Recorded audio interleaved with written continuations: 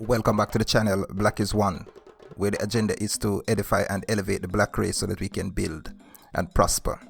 This is episode number 3 in my Black History Month series, and I'm going back into the classroom. Now, I was in 9th grade when I learned that if you have a right angle triangle and you square the length of the two short sides and you add them together, then the answer should be equal to the longest side squared. So let's call the two short sides A and B and the longest side C. Then A squared plus B squared equals C squared. After that, we started to use this formula to work out all sorts of measurements and distance. Some fascinating stuff. Now this is called the Pythagoras Theorem, which is said to have changed the field of geometry forever. The theorem is named after a Greek mathematician by the name of Pythagoras. He is the one who is credited with the discovery of the theorem of solving the lengths of the sides of right angle triangles as well as the angles themselves. But you might ask the question, why am I talking about a Greek mathematician in a Black History Month series? Well, Pythagoras did not discover the theorem. This man lived in Egypt for about 23 years and studied under the Egyptian priest. This quote-unquote theorem was a principle that the Egyptians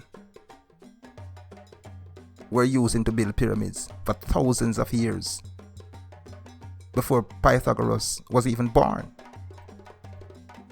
The ancient Egyptians, the pyramid builders, had a system, and this is recorded, verifiable history now. They had a system that if you have a triangle with the two short sides being 3 knots and 4 knots, then the longest side will be 5 knots. That is a quote-unquote Pythagoras theorem.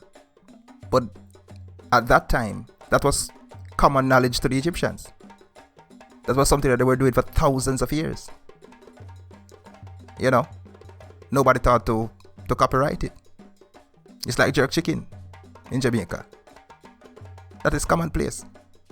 And right now, as I'm talking to you, some visitor to Jamaica may say the value of jerk chicken and is in the process behind closed door trying to get a patent for it. And 100 years later, it will find itself in the history books as Burke chicken, no longer jerk chicken, but Burke chicken, named after some man in Scotland. Some say that Pythagoras was the first to prove the theorem or to formalize the theorem. We can go with that. But one thing is certain is that he did not invent it or discover it. This video is going to be very short. A short one today. So this is the takeaway from this video. Every time you see that right angle triangle, every time you get a right angle triangle question, we are supposed to apply the Pythagoras theorem, regardless of what they tell you in the history books. Just remember that the formula by which the right angle triangle is solved was invented by priests in Egypt. Or should I say Kemet? Because the place was called Kemet before it was called Egypt by the Greeks. So A squared plus B squared equals C squared is a KEMETIC theorem, an African invention, a black invention, no matter what they tell you. Black is one. Live the revolution.